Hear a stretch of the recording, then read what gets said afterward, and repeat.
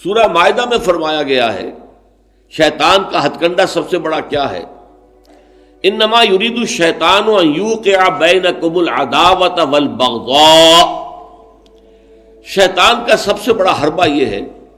کہ وہ تمہارے مابین دشمنی اور بغض پیدا کرتا ہے۔ یہ شیطان کا سب سے بڑا حربہ ہے۔ انسانی اخوت ہے، برادری ہے، بہن بھائی ہیں، اب ان میں رخنے ڈالنا، شوہر اور بیوی کے درمیان جدائی کرانا۔ یہ آتا ہے ایک حدیث کے اندر بھی کہ ایک دفعہ شیطان جو ہے اس کے بہت سے کارندے اس کے ساتھ جمع تھے، ہر ایک اپنی کارگزاریاں بتا رہا تھا، میں یہ کر کے آیا ہوں، میں یہ کر کے آیا ہوں۔ تو ایک نے کہا میں شوہر اور بیوی کے درمیان ناچاقی پیدا کر کے آ گیا ہوں۔ تو شیطان نے اسے شاباش دی کہ تم نے سب سے اچھا کام کیا۔ اس کی وجہ یہ کہ اس سے پورا خاندانی نظام مختل ہو جائے گا، اور جہاں خاندانی نظام جو ہے وہ خراب ہو جائے تو پھر اس معاشرے کے تباہ اور برباد ہونے میں زیادہ دیر نہیں لگتی۔ تو یہ در حقیقت شیطان کا جو حربہ ہے ان یوقع بینکم العداوۃ والبغضاء، تمہارے مابین دشمنی اور بغض پیدا کرنا، تو یہ تبذیر اس کا سب سے بڑا ذریعہ ہے۔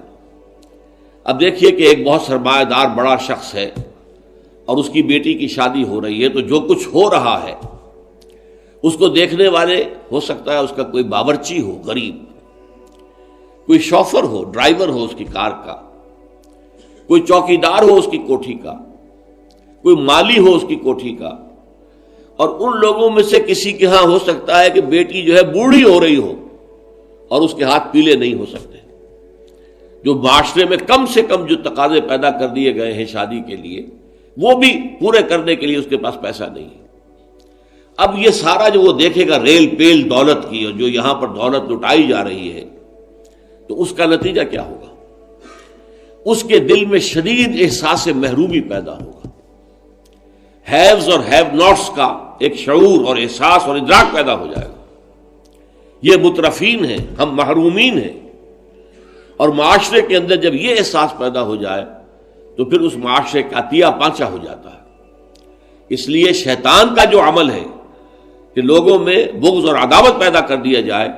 تو تبذیر کے نتیجے میں بھی وہی شے حاصل ہوتی ہے۔ ان المبذرین کانوا اخوان الشیاطین وکان الشیطان لربہ کفورا۔ ہمیں تو یہاں تک حضور نے حکم دیا ہے کہ تم اگر اپنے بچوں کے لیے پھل لے کر آؤ تو یا تو پڑوس کے بھی بچوں کے لیے وہ پھل بھیجو ان کے گھر کے اندر، اور یہاں اگر تمہارے پاس اتنی ہی صرف مقدرت تھی کہ اپنے بچوں کے لیے کچھ لے آئے ہو، اس سے زیادہ کا امکان ہی نہیں تھا، تو یہ ضرور اہتمام کرو کہ ان کے چھلکے یا ان کی گٹھلیاں، آم آئے ہیں گھر میں تو آم کے چھلکے اور گٹھلیاں تو اپنے دروازے کے باہر نہ ڈالنا۔ تمہارے پڑوسی کے بچے دیکھیں گے کہ ان کے گھر میں آج آم آئے، انہوں نے آج آم کھائے اور ہمیں یہ میسر نہیں ہے، تو وہ احساس محرومی کا داغ ان کے اندر جو پیدا ہوگا وہ دلوں کو پھاڑ دینے والا ہے۔ یہ اور ہیں، ہم اور ہیں،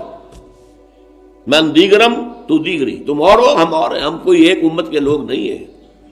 چاہے کتنے ہی واعظ آپ پلا دیں مسجد کے اندر کھڑے ہو کر انما المؤمنون اخوۃ،